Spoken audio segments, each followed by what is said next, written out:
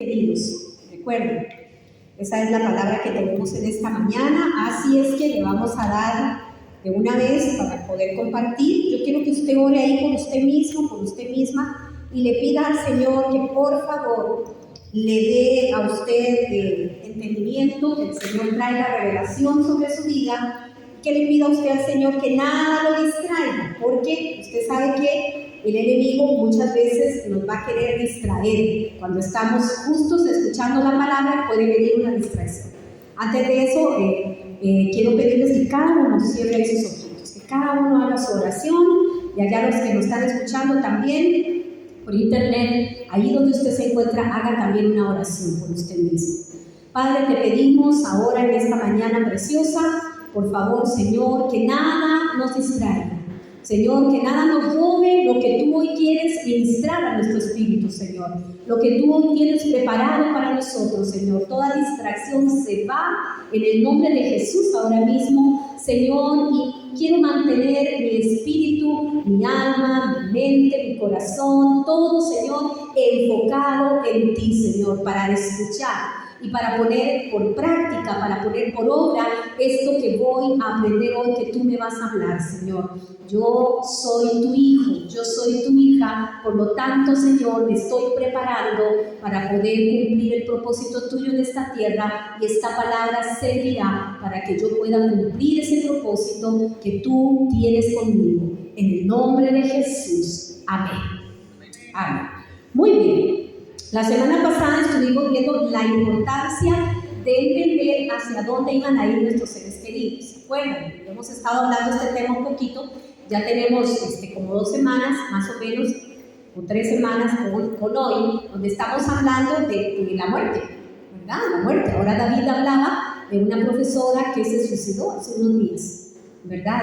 Y se lanzó, o sea, ella se tiró y punto, aunque alguien llegó por ahí a tratar de distraerla, más rápido se tiró, ¿verdad? ¿Y por qué pasa esto? Porque la gente no conoce que en Cristo tenemos nosotros salvación, que en Cristo, que no nos va a dejar solos, que Él va a estar con nosotros, que nos va a cuidar, que nos va a guiar, que nos va a ayudar. Y a veces en medio de las crisis, recuerdan el canto que tuvimos ahora temprano, muy lindo, ¿verdad? Yo sé quién eres tú, yo sé quién eres tú, Dios soberano. Y ese canto a mí siempre me ministra mucho, porque cuando usted conoce a su Dios, usted no va a tomar una decisión de ese tipo. Porque usted sabe que aún en medio de la crisis, aún en medio de la tormenta, la canción dice que las tormentas conocen tu nombre. Y eso me ministra mucho, las tormentas conocen tu nombre. Claro, Satanás sabe que cuando hay un cristiano bien firme, bien parado, firme, que conoce a su Dios, difícilmente lo va a poder botar. Pero cuando no conocemos a nuestro Dios, cuando no conocemos quién es Él realmente, tantos se van a enviar en contra de nosotros como en contra de la gente que no conoce al Señor, ¿verdad? Entonces, qué importante es estar bien parados en esa roca inconmovible que es nuestro Señor, y estar firmes en eso, creyendo que en medio de toda circunstancia, en medio de todo problema, el Señor siempre estará con nosotros. Pero los hijos de Dios tenemos esa confianza. La gente afuera no la tiene, la gente que no conoce al Señor, la gente no conoce que puede ir a un Dios que es poderoso, que hace ceder la tormenta, hace callar la tormenta. Entonces no encuentran salida y ven lo más fácil es: me tiro del puente, me ahorco, me hago algo, me daño, me muero, así se acaban mis problemas. Pero si nosotros los hijos de Dios, nosotros los que estamos acá, los hijos de Dios, podemos orar por ellos, podemos interceder por ellos, podemos clamar por ellos y podemos salir afuera a hablarles de ese Cristo, entonces vamos a estar salvando muchas almas, vamos a estar salvando mucha gente. La iglesia debería llenarse cada domingo de muchísima gente nueva, de muchísima gente que viene buscando al Señor, de muchísima gente que no conoce nada y que viene, y que los saludaríamos y le diríamos: hoy vienen por primera vez estas 15, estas 20, estas 30, estas 40 personas que vienen. Porque de todos los que estamos acá, si cada uno invitara, vendría un montón de gente nueva. Ese tema va para la próxima semana, que ese tema tiene que ver con el avivamiento que Dios trae primeramente a nosotros, para después traer un avivamiento a la iglesia, que la iglesia somos tú y yo. Ese tema va para la próxima semana. Pero está relacionado con eso. ¿Cómo vamos a orar nosotros con nuestros seres queridos? Porque ni Dios lo permita, podría venir el enemigo a poner un pensamiento de eso a uno de los seres queridos otros que no conocen al Señor o que están apartados. Podría venir a ponerles ese pensamiento. ¿Para qué vas a seguir adelante con tu vida? ¿Para qué vas a seguir ahí llevando palo? Mejor te matas. Se acaba todo el problema. Y creemos, o sea, el enemigo envía ese pensamiento a la gente porque creen que después de que ya se mataron, hasta ahí llegó la vida. O sea, hasta ahí llegó todo, pero ya sabemos que hay una vida eterna. Ya hemos hablado de ese tema anteriormente. Y aquí en el canal tenemos grabado ese tema. O sea, ahí no termina. Con la muerte más bien empieza la vida. ¿Y en dónde la vamos a empezar? ¿En un lugar de tormento o en un lugar de bendición? ¿En un lugar de gozo y de regocijo? ¿Dónde? Por eso es tan importante orar por nuestros seres queridos. Y por eso es tan importante que aún nosotros mismos tengamos la seguridad de nuestra salvación. Que aún nosotros mismos estemos entendidos y estemos firmes, parados y entendidos, firmes de dónde vamos a ir el día de nuestra muerte. Porque si yo les pregunto hoy a ustedes y me contestan, no sé, estamos mal. Tenemos que estar seguros para dónde vamos el día de nuestra muerte. Si no estamos seguros, es porque no hemos entendido todavía el sacrificio de Cristo. Y si alguno no está seguro, ahora al final me buscan y dice, pastora, no estoy seguro. Y le damos toda la charla y le explicamos que usted tiene que estar seguro de quién es usted y para dónde va el día de su muerte, porque algún día vamos a morir. No vamos a ser eternos, por lo menos en este cuerpo físico, espiritualmente hablando, sí. Pero ahora, ¿cómo vamos a hablar con nuestros seres queridos? ¿Cuántos de ustedes tienen seres queridos, familiares o inclusive amigos que no conocen al Señor todavía o que se apartaron del Señor? A ver, levánteme la mano aquí para hacer una encuesta así rapidita. ¡Wow! Yo creo que todos levantaron la mano, pero yo también tengo. Todos conocemos a alguien que no le ha entregado su corazón al Señor y todos conocemos a alguien que se ha apartado del Señor. Porque una cosa es nunca haber conocido a Cristo y otra cosa es haberlo conocido y haberse apartado. Tremendo. Y eso es peor. Todavía eso es peor. Haberlo conocido y haberse apartado es peor que nunca haberlo conocido. Entonces, ¿cómo nosotros vamos a orar por esos seres queridos? ¿Qué es lo que vamos a hacer por esos seres queridos para que ellos sean sanados, para que sean restaurados y para que regresen otra vez al camino del Señor y para que los que no lo conocen, los que todavía no han querido rendir su corazón, lo hagan? ¿Cómo vamos a hacer? Primero quiero leerles esta historia apasionante. Yo le decía a mi esposo en la mañana, mi amor, a mí esto me apasiona, y él decía, apúrate que nos tenemos que ir, y yo seguía leyendo, ¿verdad? Digo, ay, mi amor, déjenme leer, porque esta historia y estas cosas a mí me apasionan, ¿verdad? La conversión de Saulo. ¿Saben quién es Saulo? Saulo es Pablo, el apóstol Pablo, nada más y nada menos que el apóstol Pablo, ¿verdad? Que cuando él se convierte a Cristo, bueno, le cambian el nombre. Ya no se va a llamar Saulo, sino que se va a llamar Pablo. Bueno, pues esta es la conversión, la historia de cómo es que Pablo se convierte. Y lo vamos a leer ahí en el capítulo 9 del libro de Hechos. Ahí está, ahí lo tiene ya la pantallita. Hechos 9, eso va del 1 al 22. Vamos a leer hoy del 1 al 22. Pero si usted sigue leyendo ahí más adelante, es apasionante ver cómo Pablo se convierte al Señor y de una vez empieza a trabajar para la obra. No se queda ahí esperando, sino que de una vez empieza a trabajar. Me encanta a mí eso. Yo le decía a mi esposo, quiero seguir, estaba leyendo ahí el comentario bíblico y estaba estudiando un poco y le decía, yo quiero seguir leyendo, pero ya había que venirse.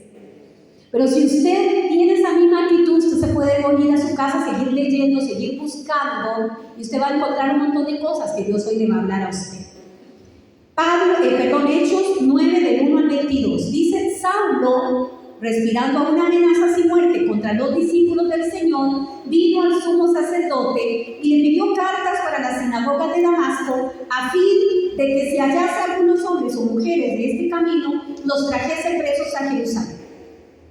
Mas yendo por el camino, aconteció que al llegar cerca de Damasco, repentinamente le rodeó un resplandor de luz del cielo. Y cayendo en tierra, oyó una voz que le decía, Saulo, Saulo, ¿por qué me persigues? Él dijo, ¿quién eres, Señor? Y le dijo, yo soy Jesús, a quien tú persigues. Dura cosa te es dar cosas contra el aguijón. Él Y el Señor le dijo: levántate y entra en la ciudad y se te dirá lo que debes hacer. Y los hombres que iban con Saulo se pararon atónitos, oyendo a la verdad la voz, mas sin ver a nadie. Entonces Saulo se levantó de tierra y abriendo los ojos no veía nada. Así que, llevándole por la mano, le metieron en Damasco, donde estuvo 3 días sin ver y no comió ni bebió. Había entonces en Damasco un discípulo llamado Ananías, a quien el Señor dijo en visión: Ananías. Y él respondió: heme aquí, Señor. Y el Señor le dijo: levántate y ve a la calle que se llama Derecha y busca en casa de Judas a uno llamado Saulo de Tarso, porque he aquí el oro. Y ha visto en visión a un varón llamado Ananías que entra y le pone las manos encima para que recobre la vista. Entonces Ananías respondió: Señor, he oído de muchos acerca de este hombre, cuántos males ha hecho a tus santos en Jerusalén, y aún aquí tiene autoridad de los principales sacerdotes para prender a todos los que invocan tu nombre. El Señor le dijo: ve, porque instrumento escogido me es este, para llevar mi nombre en presencia de los gentiles y de reyes y de los hijos de Israel. Porque yo le mostraré cuánto le es necesario padecer por mi nombre. Fue entonces Ananías y entró en la casa, y poniendo sobre él las manos dijo: hermano Saulo, el Señor Jesús, que se te apareció en el camino por donde venías, me ha enviado para que recibas la vista y seas lleno del Espíritu Santo. Y al momento le cayeron de los ojos como escamas, y recibió al instante la vista, y levantándose fue bautizado, y habiendo tomado alimento, recobró fuerzas, y estuvo Saulo por algunos días con los discípulos que estaban en Damasco. Enseguida predicaba a Cristo en las sinagogas, diciendo que este era el Hijo de Dios, y todos los que le oían estaban atónitos y decían: ¿no es este el que asolaba en Jerusalén a los que invocaban este nombre? Y a eso vino acá, para llevarlos presos ante los principales sacerdotes. Pero Saulo mucho más se esforzaba y confundía a los judíos que moraban en Damasco, demostrando que Jesús era el Cristo. Y vea, si usted sigue leyendo ahí el 22, ahí dice que ya trataron de matarlo, quisieron matarlo, y ahí vienen todas las cosas que vivió el apóstol Pablo en el libro de Hechos. Ahí usted se puede leer todo eso. Es apasionante toda esta historia. ¿Qué pasa en la vida de Saulo? ¿Qué es lo que empieza? ¿Qué es lo que está ocurriendo en la vida de él? Saulo creía que persiguiendo a los cristianos era como él les sentía a Dios. Él estaba tan entendido de su creencia, de su doctrina, de su religión, que él dijo: así es como yo voy a ir a aprender a esos mentirosos que están hablando de ese tal Jesús. Yo voy a ir y los voy a encarcelar, ¿no? Y él estaba molesto, estaba enojado, y dice que respirando aún amenazas contra los discípulos. Entonces él se fue y pidió las cartas para ir a Damasco a aprender. Pero ¿qué es lo que pasa en ese momento? En ese momento el Señor Jesús se le aparece en el camino, y el mismo Señor Jesús lo confronta. El mismo Señor le habla. ¿Por qué? Porque él tenía unos argumentos, él tenía pensamientos, él tenía una doctrina en su mente. Y Jesús se le aparece y lo confronta, y inmediatamente lo bota de sus argumentos, lo bota al suelo de sus argumentos. Esa palabra, cuando dice duro te es dar cosas contra el aguijón, eso alude a quien porfía contra la razón o contra un poder mayor. O alude o habla de alguien que trata de resistir una fuerza que no se puede vencer. Eso es como Jesús diciendo: o sea, estás luchando contra mí mismo. Dime, ¿cómo piensas tú que vas a ganar? Contra mí mismo, peleando contra mí mismo. ¿Cómo crees tú que vas a vencer contra mí mismo? Si yo soy Jesús, el Hijo de Dios. Me puse a buscar un poquitito ahí para traerles a ustedes ese aguijón, en este caso, en este versículo que estamos hablando, cuando Jesús le dice a Pablo eso. Ese aguijón en este caso era una vara de madera larga, a la cual le afilaban la punta, ¿verdad? O también hacían esa punta de metal. Y en la antigüedad los agricultores utilizaban bueyes y un arado para preparar la tierra para la siembra. El caso de que el animalito no continuara, no quisiera continuar el camino por donde lo estaban llevando o se quisiera desviar, entonces en caso que eso pasara, el agricultor utilizaba este aguijón con el fin de darle un toque al animal para que continuara su camino o corrigiera su rumbo. Entonces, en ocasiones, el animalito golpeaba con la pata trasera al aguijón, esa lancita, la golpeaba con la pata trasera, ¿verdad? Y se hacía daño, se lastimaba su patita. Mientras más insistía, más daño se hacía. O sea, mientras más terco se ponía en ir por el camino que él quería y no por el camino donde tenía que ir, entonces el agricultor le metía el aguijón y él, mientras más insistía en quitarse el aguijón, más se dañaba.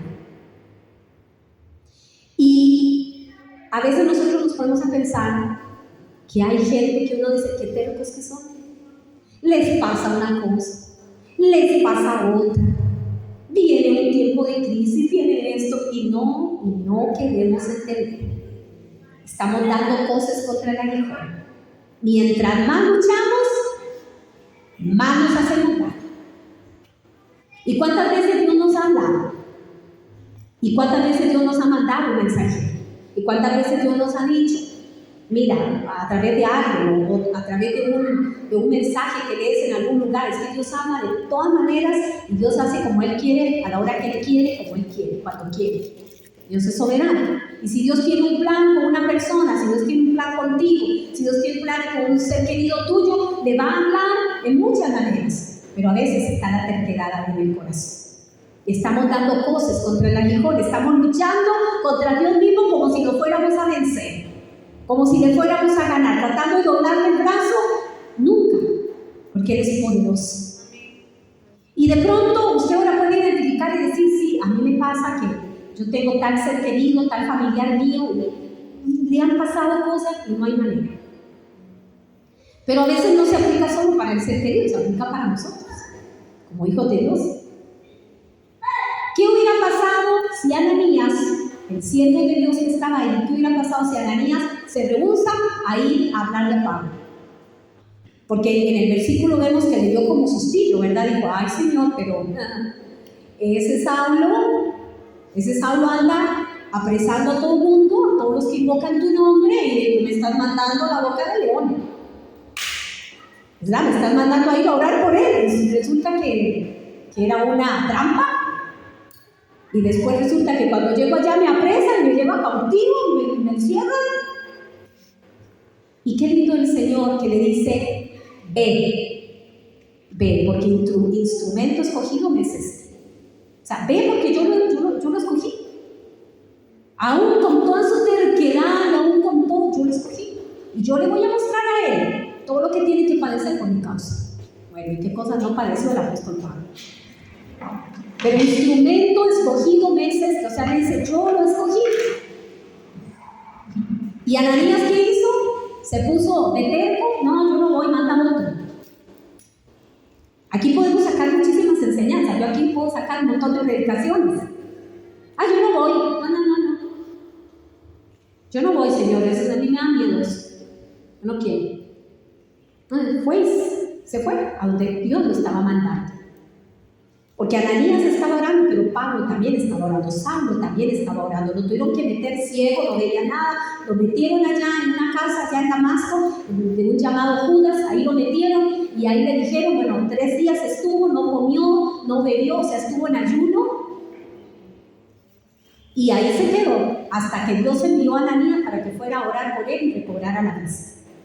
Pues yo me imagino que en esos 3 días Dios estuvo tratando con Saulo. Dios estuvo trabajando en su vida, estuvo quebrantando argumentos, derribando cosas, estuvo en una intimidad ahí riquísima con él. Y yo me imagino que, porque dice, él ora. El Señor le dice a Ananías, él ora. Y ha visto en visión un hombre que va a llegar a orar por él. O sea, yo veo un crecimiento acelerado, es rapidísimo en Saulo. Se convierte y ya él está teniendo entendimiento de las cosas espirituales. Y a veces a nosotros nos pasa la vida y no tenemos entendimiento de las cosas espirituales. Y Dios tiene que traer un entendimiento a nuestra vida, de lo que Dios va a hacer contigo, de lo que Dios te va a usar, dónde te va a usar, cómo te va a usar, pero hay que disponer el corazón. Si Ananías hubiera cerrado el corazón y hubiera dicho, ay no, yo no quiero ir, no, a mí no me mandes ahí, mándame a otro lado, pero ahí no, porque es muy difícil. Ese hombre anda matando a todo el mundo, llevándose preso a todo el mundo. Yo he escuchado, tiene una fama de asesino. Yo no voy a ir, Señor. Manda a Yasmín, manda a David, que son más valientes. A mí no me mandes. No, él dispuso su corazón y se fue a orar por Pablo. Y dice que cuando oró por Pablo, Pablo le cayeron como escamas de sus ojos, como escamas de sus ojos. ¿Se imaginan? No podía ver, pero le vino la visión, entendió lo que Dios iba a hacer con él y de una vez salió a servir, porque salió afuera y de una vez empezó a predicar a Cristo, que dice que confundía a los judíos de Damasco, los confundía. ¿Y pero cómo? No entiendo. ¿No era este el que venía a apresar y a llevarse a todos los cristianos y ahora está predicando a Jesucristo? ¿Qué pasó? No entendí. Los confundía. Ay, qué bonito sería que nosotros confundiéramos los poderes del enemigo. Que nosotros saliéramos a la calle a evangelizar, que nosotros saliéramos ahí en nuestra familia, que oráramos de tal manera que nuestra familia se convirtiera al Señor, que nuestra familia se le quebrantaran esos argumentos, se le quebrantaran esas formas de pensamiento, porque ahora vamos a ver por qué pasa esto, y que pudiéramos verlos aquí, congregándose, adorando al Señor, y que no pasara mucho tiempo y que empezaran a servir. Y que los familiares nuestros que se han apartado del Señor, que pudieran regresar al Señor arrepentidos. Señor, perdóname. Wow, Señor, qué terquedad la mía. He estado dando voces contra el aguijón todo este tiempo. Porque verdad que cuando nos apartamos del Señor, es como eso. Es como estar peleando contra Dios, pero ¿quién termina perdiendo? Nosotros. Nos hacemos daño, como se hacían daño estos animalitos con ese aguijón. Y por eso el Señor le dice, Pablo o Saulo, dura cosa es dar voces contra el aguijón. O sea, te estás haciendo demasiado daño, estás peleando contra mí mismo. Yo soy Jesús, el Señor. O sea, se presentó como quien era. Y la respuesta de él inmediatamente es, ¿qué quieres que haga? ¿Qué quieres que haga? Y muy bien, tranquilo, se te va a llevar a tal lugar y ahí te van a dar las instrucciones de lo que tienes que hacer. Qué lindo que nosotros pudiéramos ser así, con esa actitud. Señor, ¿qué quieres que haga? Aquí estoy. Heme aquí, envíame a mí. ¿Qué quieres que haga, Señor? ¿A dónde voy? ¿Qué digo?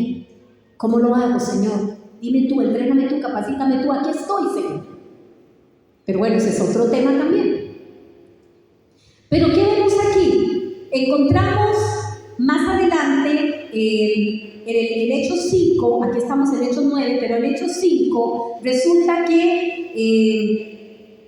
estaban los discípulos ahí predicando y de todo, y resulta que encontramos la narración de un consejo que le da el doctor de la ley, un doctor de la ley que era muy venerado por todos, un hombre que sabía muchísimo, a los pies del cual Saulo había sido entrenado, los pies de Gamaliel. Y estaba allí, él dio un consejo, por eso es que Jesús le dice a Saulo, le dice, dura cosa te es dar voces contra el aguijón. ¿Por qué? Porque ya él había recibido un consejo de su maestro, de Gamaliel, donde le había dicho, tengan cuidado. ¿Por qué? Aquí tengo, gracias. ¿Por qué? Pero vamos a leer Hechos 5:33, vamos a leer Hechos 5:33. Esa historia la encontramos en Hechos 5, del 15 al 39. Usted la puede anotar ahí para que usted la vea en su casa, esa narración del consejo que le da ese doctor de la ley, ¿verdad? Pero yo voy a leer solo el 33. Mire lo que dice el 33. Es que quiero que nos quede bien claro por qué Saulo estaba tan molesto y por qué Jesús le dice esta frase. Hechos 5:33 dice, ellos oyendo esto se enfurecían y querían matarlo. Es porque habían apresado a los apóstoles, ¿verdad? Pablo, Pedro, los apóstoles que andaban predicando, los habían apresado, los habían echado a la cárcel. Si usted va al contexto, los habían echado a la cárcel, pero resulta que fueron sacados de la cárcel por un ángel. Cuando fueron a ver dónde estaban los que habían echado a la cárcel, no estaban ahí, pero la cárcel seguía cerrada, los guardias seguían en su posición firme, o sea, nada había sido violentado, simple y sencillamente un ángel se los había llevado y los había mandado de nuevo al templo a predicar. Oiga, eran hombres osados, valientes. Ay, Señor, que se levantara una generación en esta congregación y en este país, de mujeres y de hombres osados, valientes, que salgan a la calle sin temor y que los apresaron y Dios los respaldó, los sacó de ahí. No hubo violencia de ningún tipo, solo los sacó. Eso se llama respaldo divino. Eso se llama Dios está de acuerdo con lo que estoy haciendo y me está respaldando. Hay que se levantara una generación así y se va a levantar. Y se va a levantar. Y Dios va a traer un avivamiento personal al corazón de cada uno de nosotros. Porque cuando oramos con un avivamiento, a veces pensamos en una cosa rarísima que puede caer así de repente. No, eso es cuando tu corazón empieza a ser avivado. Cuando tú en tu ser interior empiezas a ser avivado y te das cuenta que si Dios te sacó de donde te sacó para que luego vayas y saques a otros. No para que te quedes conforme a pata cruzada, disfrutando de las bendiciones de Dios, mientras mucha gente se mata, se suicida, se pierde en las drogas, en la inmoralidad sexual, en el alcoholismo. Mientras las familias se destruyen, mientras vienen más divorcios, mientras se aprueban más ideologías que deshonran a nuestro Dios. Y muchas veces nosotros los cristianos sentados a pata cruzada, como digo yo, tomándonos una piña colada, entre comillas, disfrutando la bendición de Dios, sin compartir con los demás, con pereza a veces de congregarnos, con pereza de ir a la iglesia. No, ya fui mucho a la iglesia, ya no voy a ir más, mejor voy a darle unos cuantos días libres. Se levantará una generación así, de gente osada como estos hombres. Y como ellos habían sido apresados, un ángel los sacó, los llevó a seguir predicando. Esta gente del concilio, ¿verdad? Estos sacerdotes se enojaron, estaban enojados. Y entonces dice que estaban furiosos porque le preguntaron a ellos: ¿ustedes no les dijimos que dejaran de predicar? Y Pedro dice: no, nosotros no tenemos que hacerle caso a ustedes, nosotros le hacemos caso a Dios. Nosotros hacemos lo que Dios nos manda. Y no tenemos que quedarnos callados solo porque ustedes nos dijeron. Pero ¿cuántos cristianos nos quedamos callados porque ya nos meten miedo de algo? Aquí en Costa Rica todavía podemos predicar la palabra sin miedo. Hay otros países donde ya sabemos que no. Y aún así ellos predican, ¿no? Hoy tenemos que terminar haciendo la oración por la iglesia perseguida en estos países. Y entonces, cuando Pedro empieza a decir: nosotros predicamos a Cristo, al que ustedes mataron, estos se enojan, se ponen furiosos. Y ahí es donde entra el versículo 33, donde dice: ellos oyendo esto se enfurecían y querían matarlos. ¿Quiénes ellos? La gente del concilio, los sacerdotes, toda esta gente, los judíos. Querían matar a los apóstoles, más porque habían dicho: ¿y sabe qué? Jesucristo, que resucitó, ustedes fueron los que lo mataron, por culpa de ustedes. Se enojaron peor. Y el 34 dice: entonces levantándose en el concilio un fariseo llamado Gamaliel, doctor de la ley, venerado de todo el pueblo, mandó que sacasen fuera por un momento a los apóstoles. Ahí se levanta Gamaliel. Gamaliel había sido el que había enseñado a Saulo de Tarso. La Biblia dice que Pablo había sido instruido a los pies de Gamaliel. Ese había sido su mentor, su entrenador, su maestro. Imagínense, y era un doctor de la ley venerado por todos, o sea, era una eminencia, como uno dice, una eminencia. Y él se levanta en el concilio, dice: saquen un momentito a los apóstoles, por favor, y los sacan.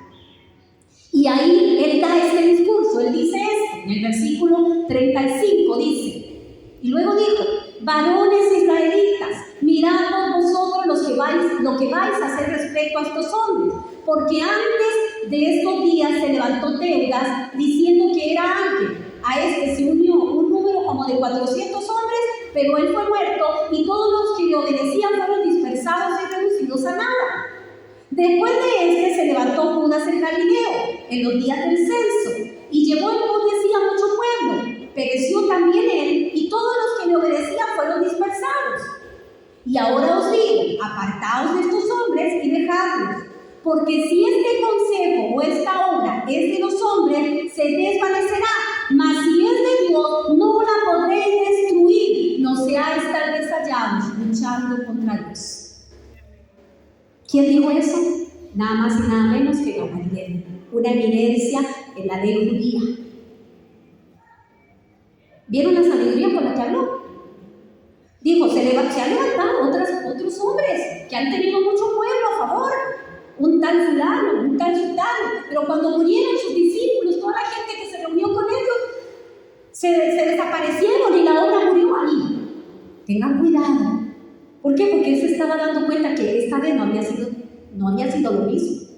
Jesús murió, pero ahí seguían los apóstoles dando vueltas y haciendo la obra del Señor. Y me encanta esta parte donde dice, porque si este consejo o esta obra es de los hombres, se desvanecerá. Mas si es de Dios, no la podréis destruir, no seáis tal vez hallados luchando contra Dios. Y yo me imagino que ahí estaba Saulo, ahí dentro de ese concilio, porque él era el que iba y pedía cartas para ir a matar a los cristianos, para ir a apresarlos. Así es que por eso Saulo estaba molesto, enojado, respirando aún amenazas contra los cristianos.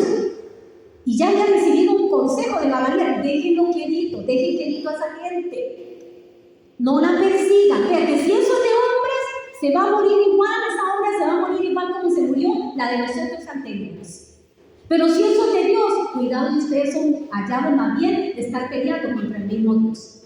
Dicho y hecho. Saulo no siguió el consejo, siguió con ese enojo a ir y apresarlos, pero en el camino se le aparece nuestro poderoso Señor Jesús y le habla derribando sus argumentos, derribando todos los argumentos. Por eso dice, una cosa te es dar cosas contra la religión, porque era como, ya se te había dicho, pero sigues en lo mismo.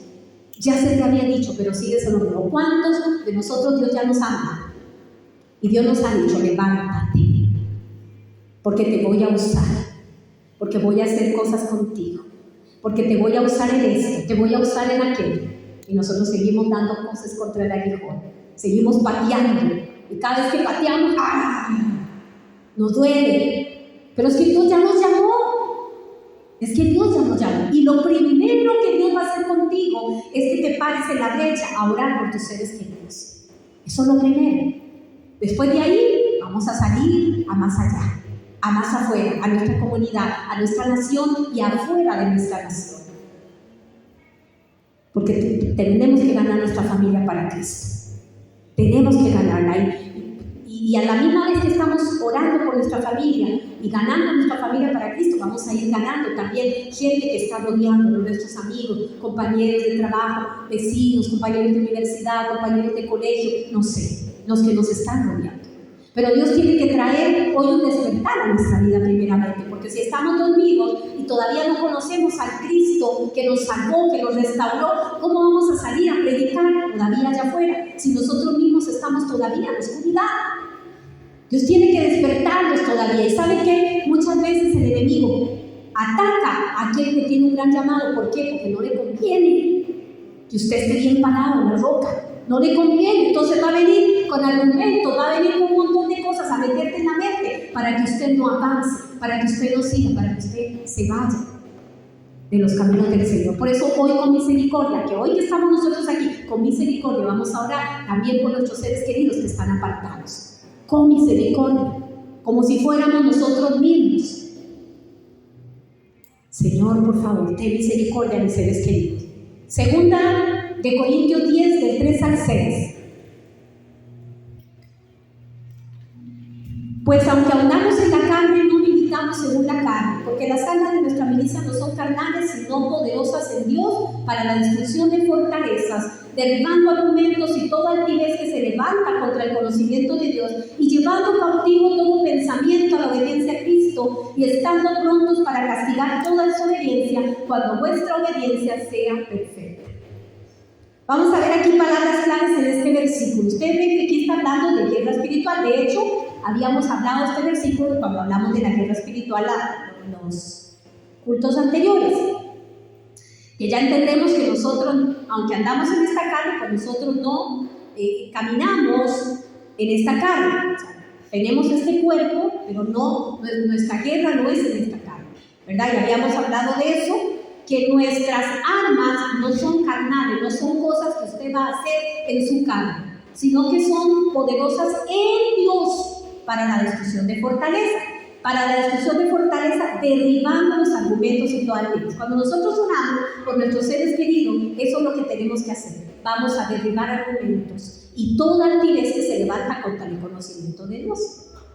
¿Qué le fue derribado a Pablo? ¿Por qué cayó ahí al suelo? Le fueron derribados argumentos y altivez. Vamos a ver. Una fortaleza es un patrón o una forma de pensamiento que se ha ido formando a lo largo de los años de estarlo practicando y que nos lleva a comportarnos de la misma forma siempre y que nos cuesta destruir. Esa es una fortaleza, algo que usted ya practica y que le cuesta soltarse de eso, que se le fue formando conforme usted, desde que tal vez de pronto usted desde chiquitito se le fue formando esa forma de pensar y hoy a usted le cuesta dejar eso. Esa es una fortaleza.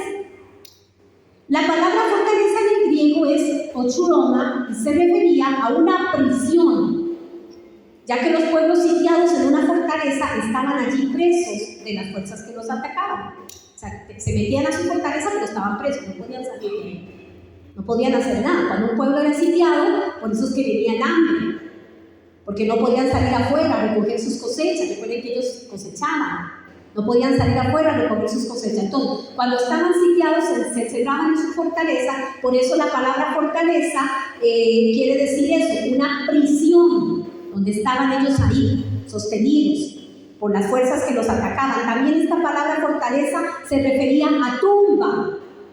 ¿Qué hay dentro de una tumba? ¿Vivos o muertos? Muertos.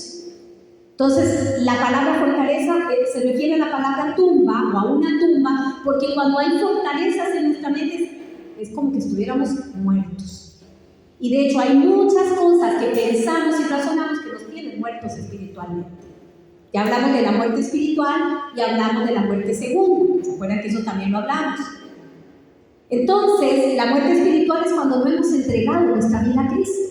Y podemos tener una religión, pero no necesariamente porque tengamos una religión, tenemos a Cristo en nuestra vida. Ya lo hemos hablado un montón de veces. Entonces usted no se conforme con decir, no, si mi familia tiene tal religión, ¿y qué? No, si este ser querido tiene tal religión, ¿y qué? Religión es religión. Pero no ha entregado su corazón al Señor, no se ha sometido a su palabra. No busca la intimidad con Él, no le ha pedido perdón por sus pecados, todavía hay orgullo en su corazón. Por más religión, la religión no nos va a salvar. Religiones hay muchísimas, no nos van a salvar, la religión no salva a nadie.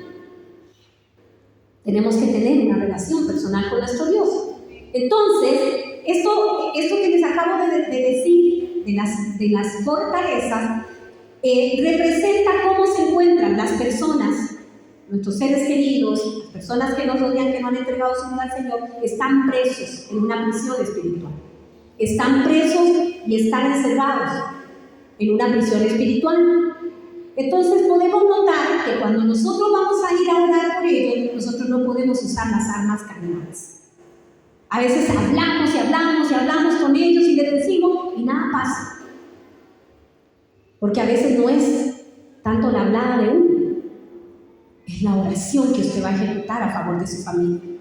Es la oración, cuando usted va a quebrantar esos argumentos en oración, cuando usted va a quebrantar esa fortaleza. El versículo 15 dice, derribando argumentos y toda altivez que se levanta contra el conocimiento de Dios. Entonces, esos argumentos de los que está hablando aquí la palabra se refieren a cualquier forma de pensamiento. Vea lo que se refiere a argumento. Cualquier forma de pensamiento, opinión, razonamiento, filosofía, teoría, psicología, perspectiva, punto de vista y religión que sean tanto humanos como demoníacos.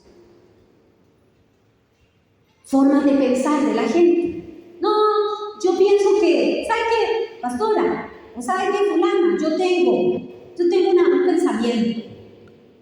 Yo en mi casita hablo con Dios, con el hombre, yo hablo con él en mi casita, y yo no me meto con nadie en la calle, yo a nadie le hago daño, yo con mi Dios en mi casita. Es una forma de pensar, es un razonamiento que tiene esa persona, es un argumento que hay que derribar en oración. Hay que derribar en oración. O otro argumento, no, yo soy muy joven. Yo soy muy joven para estarme metiendo en las iglesias, ahí a forrar Biblias. Yo voy a disfrutar la vida. Yo voy a pasear, bailar, fumar, voy a hacer todo lo que hacen los jóvenes. Y yo estoy muy joven para estarme yendo a meter ahí. Eso le queda a los abuelos. Y a la gente que aburrida, porque los cristianos son aburridos. Entonces yo no me voy a meter ahí porque eso es una aburrición. Argumentos que el enemigo ha puesto en la mente. ¿Para qué? Para que haya muerte espiritual en ellos. ¿Por qué muere tanta gente joven hoy en accidentes de moto? ¿Por qué? Porque el enemigo está rapidito, tratando de ver cómo mucha gente pasa a una vida eterna sin Cristo, cómo pasan a un lugar de tormento, donde después de ahí no van a poder salir. Ya lo hemos hablado de eso. Por la desobediencia. Entonces, estos argumentos son razonamientos. Hoy en día tenemos muchas enseñanzas, ¿verdad? Las fortalezas a las que se refieren aquí no necesariamente son demonios, sino que son ideologías y formas de pensamiento. ¿Quién las puso ahí? Sí, los demonios. Claro que sí. Pero son cosas que llegaron aquí a la mente y se introdujeron aquí en la mente. No, yo ahora no voy a estar metido ahí en la iglesia sirviendo. Yo voy a ir de vez en cuando pueda. Pensamiento, nada tiene. Dios no se va a enojar conmigo porque yo no me congregue todos los domingos. Dios no se va a enojar conmigo porque yo no haga aquello o hago lo otro.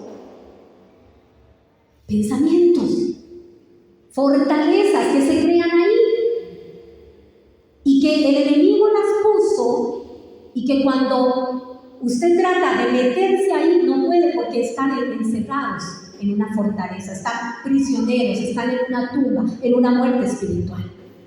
Entonces, cuando nosotros empezamos a orar, nosotros vamos a orar. Nuestra batalla va a ser en contra de esas ideologías falsas que los hombres y los demonios propagan y las propagan ¿para qué? Para que el mundo las crea. Y el mundo las cree.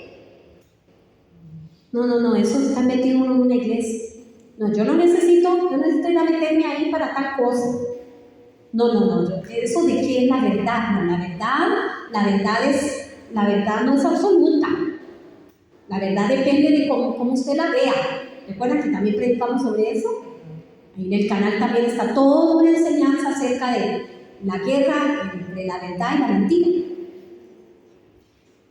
Y entonces todas esas cosas son argumentos que están aquí en la mente de la persona, que cuando usted va a ir a orar, usted tiene que empezar a derribar esos argumentos. Yo tengo aquí bastantes cosas que decirles, pero ya no me va a dar el tiempo. Pero la guerra que usted va a hacer en la oración por sus seres queridos es una batalla por la mente, en la mente y por la mente, con inteligencia. En la mente, por la mente, ¿por qué? Porque eso es lo que ha sido cautivado. Y si usted tal vez se pone a analizarse ahora mismo, ¿por qué yo no he avanzado más? ¿Por qué yo estoy estancado aquí tantos años? ¿Y por qué no he pasado de donde me quedé la última vez al sigo? O sea, ¿por qué? ¿Será que usted está manejando argumentos aquí en su mente que no le impiden avanzar? ¿Por qué yo sigo pecando en lo mismo? ¿Por qué no he podido vencer este pecado? ¿Será que tiene argumentos aquí? ¿Será que hay fortalezas aquí que el enemigo envió y por eso usted no ha avanzado a más? Porque ¿qué le pasó a Saulo? Saulo de Tarso se cayó, se quedó ciego, lo metieron ahí en una casa, lo mandaron a orar, no comió por 3 días, no bebió nada por 3 días, estuvo ahí metido con Dios, y en ese tiempito chiquitito, Dios trabajó en su corazón, de manera que cuando Ananías vino, oró, de una vez salió corriendo a hacer lo que Dios le había mandado. ¿Y por qué muchos cristianos a veces estamos todavía con no sé cuántos años en la misma situación, en el mismo pecado, cayendo en el mismo pecado, pecando en lo mismo? Y seguimos ahí, y vamos a la iglesia, pedimos perdón, Señor, perdóname, y al ratito ya estoy otra vez en lo mismo. Estoy en el mismo pecado, ¿por qué? ¿Será que hay argumentos y fortalezas que no he derribado? Y que no me he sometido a la luz de la palabra. ¿Cómo se derriban esa fortaleza? Con la palabra. La palabra de Dios, que es viva y eficaz, más cortante que espada de dos filos, que penetra hasta partir. O sea, hay un cierre. Si yo me someto a la palabra, me voy a dar cuenta que ese pecado que yo sigo practicando, ese pecado no me está llevando a nada bueno, y que puedo estar en muerte espiritual aún cuando yo me esté congregando. Porque de pronto me estoy congregando, pero no estoy teniendo una vida de fe. Porque una cosa es ser religioso, y no solamente X religión es ser religioso. Yo puedo ser una religiosa y congregarme todos los domingos y ser una mujer religiosa. Porque la vida de fe se tiene que vivir todos los días. Yo tengo que tener intimidad con mi Dios, y Dios me va a ir hablando. Mi Dios me va a ir diciendo lo que debo cambiar, lo que debo votar. Y así mismo va a pasar con nuestros seres queridos. Cuando nosotros oremos, como debemos orar por ellos, pero enfocados precisamente en derribar esos argumentos, ¿qué es lo que va a pasar? Ellos van a empezar a tener cambios. Ellos van a empezar a tener cambios. ¿Cómo está la mente de la gente cuando no ha conocido al Señor? ¿Cómo está esa mente? Tenemos que entender primero cómo está esa mente. Bueno, ellos están llenos de argumentos, llenos de pensamientos, de ideologías, de cosas que la misma cultura les ha metido. Están llenos de pensamientos ahí. Entonces nosotros vamos a derribar esos pensamientos en oración. Por eso la Biblia dice, llevando cautivo todo pensamiento, ¿a dónde? A la obediencia a Cristo. Llevando cautivo significa cautivar con lanza. Eso significa cautivar con lanza. ¿Y cuál es la lanza? ¿Cuál es la espada de nosotros? Las Escrituras, la palabra de Dios. Entonces, con la palabra de Dios. Por eso es importante, yo les decía la vez pasada, en la otra predicación, creo que la anterior, les decía que nosotros debemos confesar la palabra en nuestros hogares. Escriban la palabra o compren de estos cuadritos. Me gustó mucho que el día que fuimos a la casa de Jimmy y de Katy, tienen su casa empapelada de la palabra de Dios. Lindísimo. Y como los judíos, ¿verdad? Que a ellos Dios les mandó a escribir la palabra en todo lado y a enseñársela a sus hijos. Y a veces la palabra es lo que menos prospera en la casa. Tenemos cuadros de todo el mundo, tenemos el equipo favorito, hay un cuadro grandísimo que llega a toda la pared de la sala y hasta llega hasta los cuartos, y si no, del muchacho más guapo, el cantante más divino ahí, con los músculos ahí, ¿verdad? Ese es el que está ahí puesto en nuestro cuarto, pero la palabra brilla por su ausencia. ¿Cierto o no? Entonces, yo les decía que es importante que la palabra esté en la casa. Porque tarde que temprano su familia la va a estar leyendo. Yo la pegaría en la refri, la pegaría en el espejo, la pegaría en la cocina. Entonces cuando van a ir a calentar en el microondas, ahí está la palabra pegada. Y esa palabra es la que va a quebrantar argumento. La palabra que cachetea, dice Katy. Usted va al espejo y lee la palabra y mejor se va. Porque la palabra es la que confronta el espíritu, el corazón, y llega un momento en que usted dice, no, ya no aguanto más. Necesito meterme con Dios. No puedo más. Ya es dura cosa dar cosas contra el aguijón. No puedo más. No puedo luchar contra Dios, porque Dios, donde voy, me decía una vez un hermano que estábamos aconsejando, bueno, el esposo de una hermana, y él no era cristiano todavía, y ese día llegó a mi casa y me dice, ¿sabe qué, pastora? Yo estoy loco ya. Yo estoy loco, me dice, porque donde voy me sale un versículo bíblico. Vea, y un día dije, ya no quiero que me salga nada, dice, y voy, en el camino y voy, no sé por cuál carretera, donde no había nada, ¿verdad? Solo árboles y árboles. Y alguien me dice, uy, qué dicha, que voy aquí manejando y que no hay rótulos, ni hay casa, ni hay nada, para que no me salga ningún versículo bíblico, pues ya me tiene harto. Y dice que hay así, en medio del puro bosque donde él iba manejando, hay una piedra, esas que hay en el camino, una piedra con un versículo bíblico. Dios te ama, necesita que te arrepientas. Dice, pastor, estoy loco ya, ¿por qué me pasa eso? Le digo, Dios te está hablando. Y ya no puedes estar de terco ya más. Bueno, ese día entregó su corazón al Señor. Pero la palabra es la que cambia el corazón.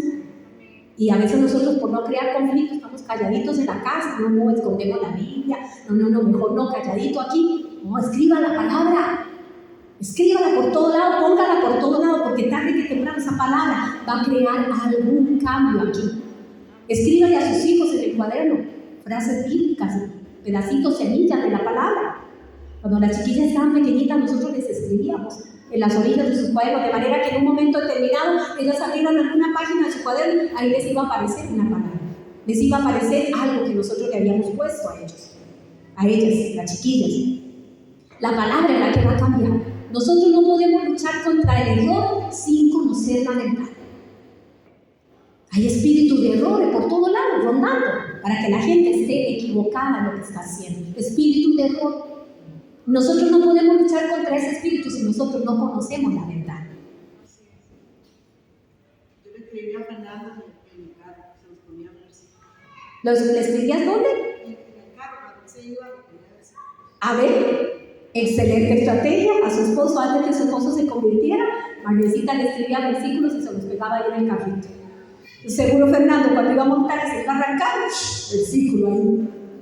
Claro, la palabra es la que tiene el poder para derribar las mentiras de los sistemas satánicos falsos. La palabra de Dios. Bueno, ahí me traje algunos versículos de la palabra, pero voy a leerles acá. ¿Cómo está el entendimiento de estas personas? ¿Está endurecido? Y bueno, mi esposo me había puesto ahí los versículos, pero no los vamos a poner. La próxima semana yo les voy a traer un poquitito más esto. Ahora no quiero que se vayan para la casa diciendo, pero la pastora nos dijo cómo íbamos a orar, ¿verdad?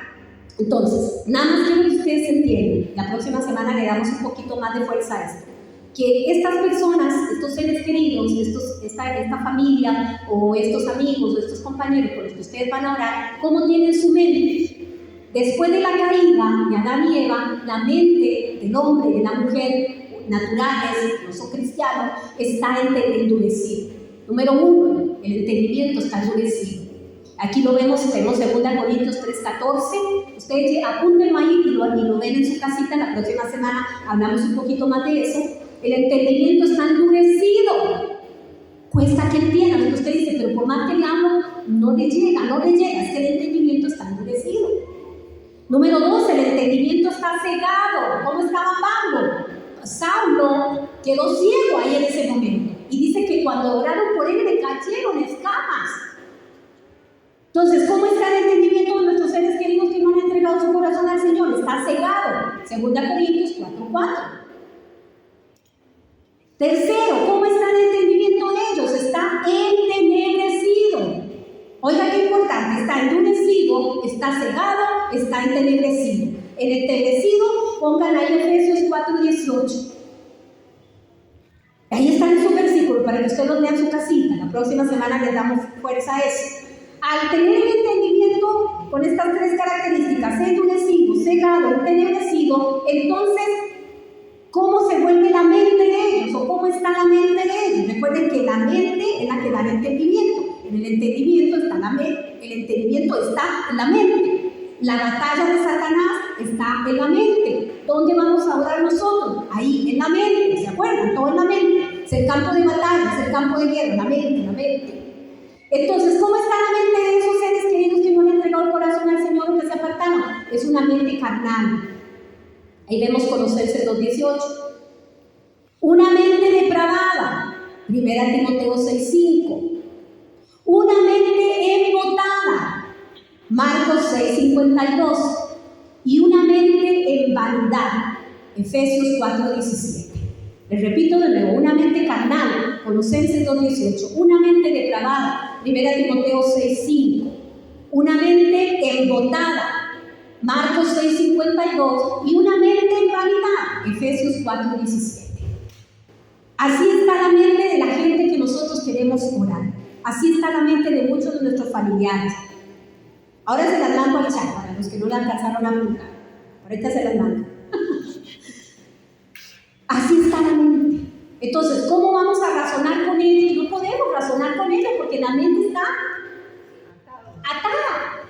Por eso decíamos que esa fortaleza los tienen atados, los tienen aprisionados, los tienen encarcelados.